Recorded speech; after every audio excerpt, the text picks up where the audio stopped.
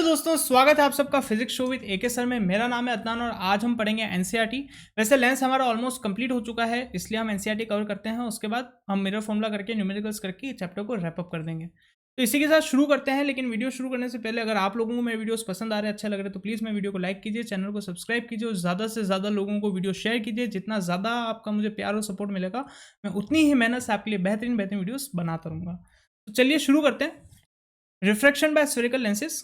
बहुत fast read करूंगा मैं क्योंकि हम समझ चुके हैं इसको, बस हम रीड कर रहे हैं, कोई पॉइंट मिस ना हो गया वो देखने के लिए। You might have seen watch makers using a small magnifying glass to see tiny parts. Have you ever touched the surface of the magnifying glass with your hand? Is it plane surface or curved? Is it thicker in the middle or at the edges? The glasses used in spectacles and that by a watchmakers are example of lenses. What is a lens? Question पूछा है. How does it bend light rays? We shall discuss these in this section. A transparent material bound by two surfaces of which one or both surfaces are spherical forms a lens. This means that a lens is bounded by at least one spherical surface. In such cases, the other surface would be plane. A lens may have two spherical surfaces bulging outwards. Such a lens is called double convex lens. It is simply called a convex lens. It is thicker at the middle as compared to the edges. Evident है, आप देख सकते हैं. It is convex lens converges light rays as shown in figure 9.1. ठीक है, converges light rays. Hence, convex lenses are also called converging lens. Convex lenses are called converging lens. Similarly, a double concave lens is bounded by two spherical surfaces curved inwards. ठीक है, concave lens curved inwards. It is thicker at the edges than at the middle. Such lenses diverge the rays as shown in figure 9.this. Such lenses are called diverging lens. A double concave lens is simply called a concave lens. ठीक है, anyways हम double concave और double convex ही consider कर रहे हैं, उसी को study करेंगे। तो बार बार हमें बोलने की जरूरत नहीं है, हम डायरेक्टली उसको कॉन्वेक्स और कॉनकेव बोलेंगे, यही बोल रहा है एनसीईआरटी फिलहाल। लेकिन आप इसमें फिगर में देख सकते हैं और आप लोगों को अगर आपने नोटिस किया हो तो आपको डाउट होगा, क्योंकि मैंने यहाँ पे कॉनकेव में यहाँ पे 2f2 और 2f1 यूज़ किया था। ठीक है, लेकिन एनसीईआरटी ने क्या यूज़ किया? एनसीईआरटी ने f1 यूज़ किया है। तो टू बी वेरी ऑनेस्ट, मतलब मैं बहुत ज़्यादा सेटिस्फाई नहीं हूँ इस चीज़ से कि यहाँ पे एनसीईआरटी ने इसको f1 क्यों यूज़ किया, लेकिन हम एनसीईआरटी को क्वेश्चन नहीं कर सकते। मेरा लॉजिक ये था, और जनरली ऐसा मैंने देखा है कि जनरली एक्सेप्टेड लॉजिक है कि जब ऑब्जेक्ट इन्फिनिटी पे होता है और इमेज जहाँ पे भी बनती है, कोई भी लेंस हो, कॉन्वेक्स या कॉनकेव, तो हम उसको सेकंड प्रिंसिपल फोकस बोलते हैं। और अगर ऑब्जेक्ट मेरा किसी प्रिंसिपल फोकस पे और इमेज इन्फिनिटी पे बन रही है तो हम उसको फर्स्ट प्रिंसिपल फोकस बोलते हैं। उस लॉजिक से देखा जाए तो यहाँ पे ऑब्जेक्ट इन्फिनिटी पे है, रेज इन्फिनिटी से आ रही है और सेकंड प्रिंसिपल फोकस बन रहा है। यहाँ पे भी ऑब्जेक्ट इन्फिनिटी पे है तो इसको सेकंड प्रिंसिपल फोकस ही बोलना चाहिए, और ये बहुत वाइडली एक्सेप्टेड भी है ये वाला कन्वेंशन। बट एनसीईआरटी ने इसको ऐसे डिफाइन किया कि जो लेफ्ट में है वो फर्स्ट है और जो राइट में है वो सेकंड है। अब एनसीईआरटी ने किया, अगर आपको मतलब वो वाला अगर कन्वेंशन यूज़ करना है तो वो भी यूज़ कर सकते हैं, लेकिन एनसीईआरटी ने अगर इसको f1 बोला है तो बेटर रहेगा आप इसको f1 ही बोलिए। और फिर भी अगर आपको f2 से जाना है तो प्लीज़ आप अपने क्लास टीचर से एक बार कन्फर्म कर देना एग्जाम में यूज़ करने से पहले। एनीवेज, दोनों सही है। इनफैक्ट इसको f2 बोलना ज़्यादा आसान है, क्योंकि आप एक ही डेफिनेशन से कॉन्वेक्स और कॉनकेव दोनों के लिए डिफाइन कर सकते हैं कि f2 क्या और f1 क्या है। इसमें आपको f1 और f2 कॉन्वेक्स के लिए अलग डिफाइन करना पड़ेगा, कॉनकेव के लिए अलग डिफाइन करना पड़ेगा। सो क्योंकि सर्वज्ञाता है एनसीईआरटी, हम ज़्यादा इस पर आर्ग्यूमेंट नहीं करेंगे, आगे बढ़ते हैं। अ लेंस इधर अ कॉन्वेक्स और concave lens has two spherical surfaces, each of these surfaces form a part of sphere. हम पढ़ चुके हैं। The centre of these spheres are called centre of curvature of the lens. The centre of curvature of lens is usually represented by letter C. Since there are two center of curvature, we may represent them as C1 and C2. An imaginary straight line passing through two center of curvatures of the lens is called the principal axis.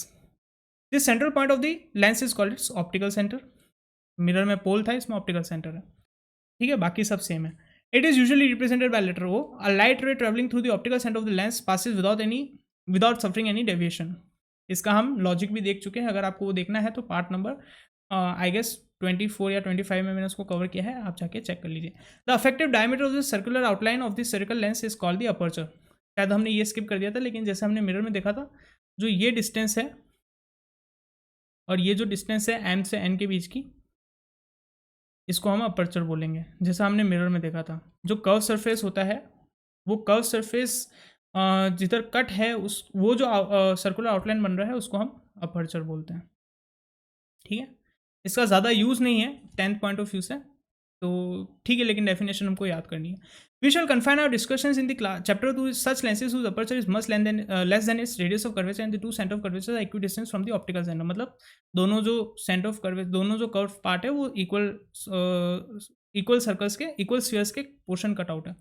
Such lenses are called thin lenses with small apertures. ठीक है, अपर हम कौन सा, इसमें भी हम condition क्या ले रहे हैं, जैसे हमने मिरर में लिया था कि जो रेडियस ऑफ कर्वेचर है वो बहुत ज़्यादा है value compare to aperture. What happens when parallel rays of light are incident on a lens. Let us do an activity to understand this. ठीक है, ये एक्टिविटी आपको पता है, हमने कॉनकेव मिरर में भी की थी. इन्फिनिटी से जो सन की रेज आ रही है उसको हमने पेपर पर कन्वर्ट किया था और फिर हमारा कागज़ जलने लगा था. आगे ये इसी को एक्सप्लेन कर रहा है.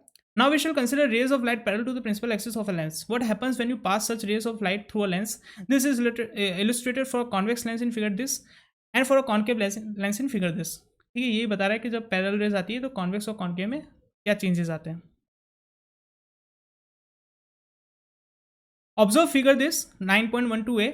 कॉन्वेक्स के लिए बात कर रहा है. Several rays of light parallel to the principal axis are falling on a convex lens. These rays after refraction from the lens are converging to a point on the principal axis. This point on the principal axis called the principal focus of the lens. ठीक है, principal focus, second principal focus की बात करें. Let us now see the action on the concave lens. Observe figure 9.12b carefully. Several rays of light parallel to the principal axis are falling on a concave lens. These rays, after refraction from the lens, are appearing to diverge from a point on the principal axis. This point on the principal axis is called the principal focus of the concave lens, जिसको इसने F1 से define किया, first principle focus, और F2 से भी आप define कर सकते हैं. अगेन आपके ऊपर छोड़ रहा हूँ मैं चॉइस को, अपनी टीचर से डिस्कस कर लेना. If you pass parallel rays from the opposite side of the lens, opposite surface of the lens, you get another principal focus. मतलब ये बोल रहा है कि यहाँ से भी रेस पास कर सकते हैं, यहाँ से भी रेस पास करते हैं. मिरर में हम यहाँ से नहीं पास कर सकते थे क्योंकि एक साइड सिल्वर थी.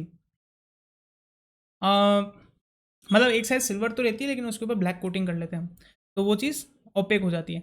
However, lens has two principal foci. They are represented by letter F1 and F2. हम दोनों को डिफाइन कर चुके हैं. The distance of the principal focus from the optical center is called the focal length.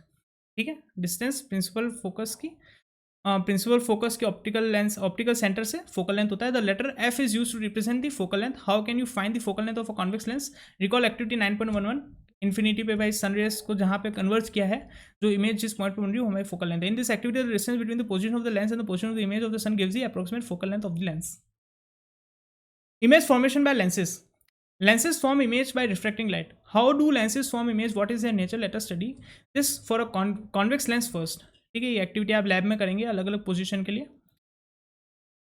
ये table जैसे हम वैसे भी रे डायग्राम में देख चुके हैं. ऑब्जेक्ट कॉन्वेक्स लेंस के लिए इन्फिनिटी पे है तो प्रिंसिपल फोकस 2 पे इमेज बन रही है, हाईली डिमिनिश्ड है, पॉइंट साइज है, रियल इन्वर्टेड है. सेम टू सेम हमने देखा. बियॉन्ड 2f1 है तो बिटवीन f2 एंड 2f2 बन रही है, डिमिनिश्ड है, रियल एंड इन्वर्टेड है. 2f1 पे है तो 2f2 पे बन रही है, same size, real inverted. f1 और 2f1 के बीच में है तो 2f2 पे बन रही है, एनलार्ज है, इन्वर्टेड है. अब एनलार्ज हो गई. एट फोकस f1 पे बन रही है तो इन्फिनिटी पे इमेज बनेगी, इन्फिनिटली लार्ज या फिर हाईली एनलार्ज है, रियल एंड इन्वर्टेड. ये 5 केस में कैसी बन रही है, रियल एंड इन्वर्टेड. ठीक है, रियल एंड इन्वर्टेड. और आखिरी केस में कैसे बन रही है, between f1 and optical centre O, जब हम लेंस के बहुत पास आ गए. On the same side of the lens as the object, enlarge, virtual and erect. ठीक है, इसको कॉन्केव से आप कॉन्केव मिरर से कंपेयर करके देखिए, बिल्कुल सेम है. Let us do an activity to study the nature, position and relative size of the image form by the concave lens. Again ये एक्टिविटी आप लैब में करेंगे. This summary of the activity is given in table 9.5 below. ठीक है, infinity पे object है तो eight f1 बन रहा है, हमने इसको f2 डिफाइन किया था, लेकिन आप f1 जैसा आपका मन करे. Relative size of the image, highly diminished, point size, virtual and erect.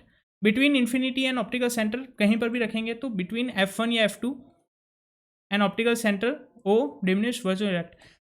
मतलब मेरा सीरियस सजेशन यही है कि आप इसमें जो भी कन्वेंशन फॉलो कर रहे हैं इससे डिफरेंस क्रिएट नहीं होगा. ये जस्ट कन्वेंशन है, डिफाइन करने का तरीका है. अलग अलग सोर्सेज अलग अलग तरीके से डिफाइन करना पसंद करते हैं, लेकिन आप इसको जैसा भी आपको समझने में आसानी हो आप वो फॉलो कीजिए, उसमें कोई चॉइस आपका है. लेकिन प्लीज़ अपने टीचर से कंफर्म करिएगा.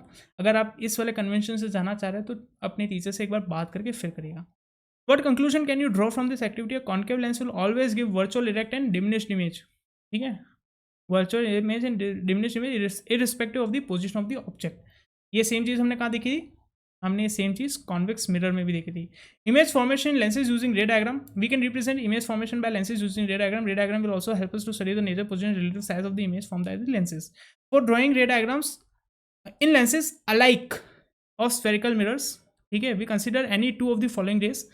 a ray of light from object parallel to the principal axis after refraction from a convex lens passes through the principal focus on the other side of the lens. ठीक है, convex lens के लिए infinity से आ रही है, principal focus 2 से पास हो रही है, shown in figure 9.6. In case of concave lens the ray appears to diverge from the principal focus located on the same side of the lens as shown in figure this. ठीक है, infinity से आ रही है, diverge हो रही है, लेकिन it appears to come from F1. ठीक है, ये रे ले सकते हैं, और हमने जनरली यही रे ली है अगर आपको रे डायग्राम में याद है. A ray of light passing through a principal focus after refraction from a convex lens will emerge parallel to the principal axis. ठीक है, अगर F1 से पास हो रही है तो इन्फिनिटी पे जाएगी. This is shown in figure this. A ray of light appearing to meet at the principal focus of a concave lens after refraction will emerge parallel to the principal axis. अगर principal focus 2 की तरफ जा रही है तो ये infinity पे image बना रही है, मतलब प्रिंसिपल एक्सिस से पैरेलल जा रही है. इस वाली रे को हमने वैसे यूज़ नहीं किया है. ठीक है, और हमने दूसरी कौन सी रे यूज़ की है आप तो जानते हैं. A ray of light passing through the optical center of the lens will emerge without any deviation.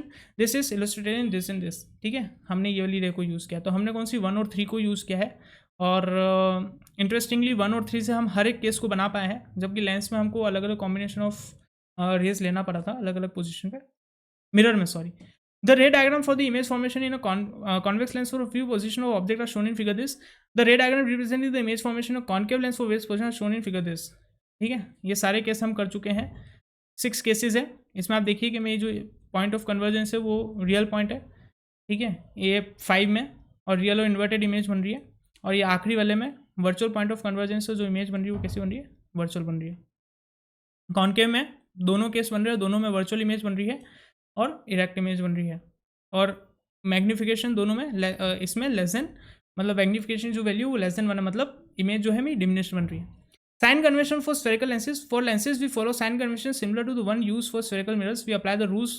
ठीक है, one use for the spherical mirrors. और मिरर पढ़ाते वक्त भी मैंने बोल दिया था कि सेम कन्वेंशन हम लेंस में भी यूज़ करेंगे. We apply the rules for sign conventions except that all measurements are taken from the optical centre of the lens. कुछ भी नहीं, प्रिंसिपल पोल हटा के ऑप्टिकल सेंटर हो गया हमारा, जो हमारा ऑरिजिन था कार्टेशियन कोऑर्डिनेट सिस्टम का. ठीक है, न्यू कार्टेशियन कोऑर्डिनेट सिस्टम का जो हमारा ऑरिजिन था वो पहले पोल था, इसमें ऑप्टिकल सेंटर है और कुछ चेंज नहीं हुआ. According to the convention the focal length of the convex lens is positive and that of a concave lens is negative. You must take care to apply appropriate sign for the values of u, v, f and object height h and image height h dash. इसको एक बार देख लेते हैं कि क्यों concave और convex के लिए हम ऐसा बोल रहे हैं. मैंने आपको बताया था कि जब हम इन जनरल किसी भी प्रिंसिपल फोकस की बात कर रहे हैं, मैं जब बोल रहा हूँ प्रिंसिपल फोकस या फोकल लेंथ, तो मैं हमेशा सेकंड प्रिंसिपल फोकस की बात कर रहा हूँ. और जैसा मैंने एक्सप्लेन किया था कि second principal focus concave lens का कौन सा है, यहाँ पे है, और कॉन्वेक्स लेंस का यहाँ पे है, और कॉन्केव लेंस का यहाँ पे. तो आप देखिए कॉन्केव के लिए लेफ्ट ऑफ द मिरर है, लेफ्ट ऑफ द मिरर हमारी वैल्यू साइड नेगेटिव होती है, right left of the lens हमारी वैल्यू नेगेटिव होती है, राइट ऑफ द लेंस हमारी वैल्यू पॉजिटिव होगी. Above the principal axis positive, below the principal axis negative. तो कॉन्वेक्स लेंस में आप देखिए जो मेरा प्रिंसिपल फोकस है वो नेगेटिव आ रहा है, पॉजिटिव आ रहा है क्योंकि वो राइट ऑफ द लेंस है, और कॉन्केव में नेगेटिव आ रहा है क्योंकि लेफ्ट ऑफ द लेंस है. इसके अलावा कॉन्केव लेंस के लिए आप देखिए कि हमारे पास सिर्फ साइन कन्वेंशन है वो हर केस के लिए सिमिलर बनेगा, क्योंकि एक ही केस बन रहा है हमारा जिसमें हमारा इमेज हमेशा left of the mirror, left of the lens बनता है, कहीं पर भी ऑब्जेक्ट आप ले जाओ. ठीक है, लेकिन कॉन्वेक्स में क्या होता है, जो हमारा हमने 6 केसेस देखी थी उसमें जो शुरुआत की 5 केसेस थी, मतलब जब मेरा जो ऑब्जेक्ट है उसको मैं इन्फिनिटी से बिटवीन इन्फिनिटी एंड F1. ठीक है, इसमें मैं ऑब्जेक्ट को कहीं पर भी रखूँगा ना तो मेरा एक केस बन रहा है, और अगर object between F1 and O है, ऑप्टिकल सेंटर है, तो उसमें मेरा अलग केस बन रहा है. इनमें मेरी इमेज कैसे बनती है, रियल एंड इन्वर्टेड बन रही है, इसमें मेरी इमेज कैसे बन रही है, वर्चुअल एंड इरेक्ट बन रही है. तो 2 केस कॉन्वेक्स मिरर में बन रहे हैं, कॉन्वेक्स लेंस में बन रहे हैं. और हम उसको देखते हैं कि अगर मैं ऑब्जेक्ट को इन्फिनिटी और प्रिंसिपल फोकस में रख रहा हूँ तो मेरा इमेज कैसा बनता है. मैं कैसे भी ऑब्जेक्ट को लेता हूँ, ये ऑब्जेक्ट है और आप इमेज देखें तो इमेज हमेशा रियल इन्वर्टेड है. तो साइन क्या होंगे, कॉन्वेक्स में कुछ चीज़ें फिक्स हो गई. ठीक है, कॉन्वेक्स हो या कॉन्केव हो, कुछ चीज़ें हमेशा फिक्स है. वो क्या है, ऑब्जेक्ट जो डिस्टेंस वो हमेशा नेगेटिव होगी, और ऑब्जेक्ट की जो हाइट है वो हमेशा पॉजिटिव होगी. इमेज डिस्टेंस इन 5 केसेस में आप देखेंगे, जो फर्स्ट 5 केसेस है उसमें मेरी क्या आ रही है, पॉजिटिव आ रही है. और पॉजिटिव इसमें किस केस में आ रही है, रियल और इन्वर्टेड में इमेज डिस्टेंस पॉजिटिव आ रही है. ठीक है, आपने मिरर में देखा था कि रियल और इन्वर्टेड में इमेज डिस्टेंस मेरी कैसी आ रही थी, नेगेटिव आ रही थी। क्यों? क्योंकि मेरा इमेज रियल कब बन रही थी, जब वो लेफ्ट ऑफ द मिरर है। इसमें इमेज रियल कब बन रही है, जब वो राइट ऑफ द लेंस है। तो ये थोड़ा सा चेंज हुआ है मिरर से लेंस में कि अब मेरी रियल और इन्वर्टेड इमेज, जब भी मैं रियल और इन्वर्टेड की बात करूंगा तो मैं राइट ऑफ द लेंस की बात करूंगा, लेफ्ट ऑफ द लेंस की बात नहीं करूंगा, जैसा हमारा मिरर के केस में था। हाइट ऑफ द इमेज कैसी है, इन सब केसेस में इन्वर्टेड है तो नेगेटिव, और प्रिंसिपल फोकस कैसा है, पॉजिटिव है। ये बात हम देख चुके हैं, ठीक है। अब देखिए हाइट ऑफ द इमेज में कोई चेंज नहीं हुआ है, सिर्फ इमेज की पोजीशन में चेंज हुआ है, वो नेगेटिव से पॉजिटिव हो गई है इस केस में। ये तो सेम रहेगा ऑब्जेक्ट डिस्टेंस, ऑब्जेक्ट हाइट भी सेम रहेगी, कन्वेंशन। अब देखिए इस केस में वर्चुअल डायरेक्ट, अगेन जब रियल की पोजीशन चेंज हुई है, लेफ्ट से राइट हुआ है, तो आप देखिए वर्चुअल भी राइट से लेफ्ट में आ गया है लेंस के केस में। मतलब मिरर में जो वर्चुअल इमेज थी वो राइट ऑफ द मिरर बन रही थी, लेकिन लेंस में वर्चुअल इमेज है वो लेफ्ट ऑफ द लेंस बन रही है। इसलिए जो मेरा इमेज डिस्टेंस होगा वर्चुअल में, जो मेरा लास्ट केस है जब between object F1 and O होता है, ठीक है, तब मेरा इमेज जो है वो नेगेटिव होगा, और जो हाइट ऑफ द इमेज है वो कैसी हो जाएगी, पॉजिटिव हो जाएगी। ये अभी भी सेम है, वर्चुअल में हमेशा height of the object positive होती है, लेकिन इस केस में वर्चुअल में डिस्टेंस जो है वो नेगेटिव लेंगे, ठीक है। तो जब भी नेगेटिव वैल्यू इमेज की डिस्टेंस की आ रही है मतलब वर्चुअल है, मिरर में जब आ रही थी तो हम उसको रियल मान रहे थे। और प्रिंसिपल फोकस कैसा है, अगेन प्रिंसिपल फोकस पॉजिटिव ही रहेगा। इस वाले केस में तो सेम ही रहेगा, ऑब्जेक्ट डिस्टेंस हमेशा negative, height of the object हमेशा पॉजिटिव। इमेज जो डिस्टेंस होगी वो इस केस में नेगेटिव होगी, क्योंकि वर्चुअल इमेज बनती है हमेशा हाइट ऑफ द इमेज का कन्वेंशन हमेशा पॉजिटिव रहेगा, क्योंकि वर्चुअल इमेज डायरेक्ट होती है। और प्रिंसिपल फोकस हमेशा नेगेटिव लेंगे कॉनकेव में, ठीक है। ये माइनर चेंज है, इसके अलावा कोई चेंज नहीं है।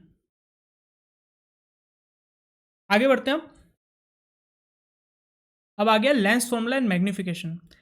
तो इसको अपन अगली क्लास में देखेंगे और फिर अपन न्यूमेरिकल से शुरू करेंगे। अगली क्लास में मैं आपको लेंस और मिरर फॉर्मूला, लेंस और फॉर्मूला और मैग्निफिकेशन के बारे में बताऊंगा, और फिर हम साथ ही साथ जो first basic level of numericals है उसको हम अटेंड करेंगे, और फिर उसके बाद 2 क्लास और लूँगा मैं, मतलब इन टोटल ऑफ 3 क्लासेस, और उसके बाद हमारा जो ये वाला चैप्टर उसको हम रैप अप कर देंगे।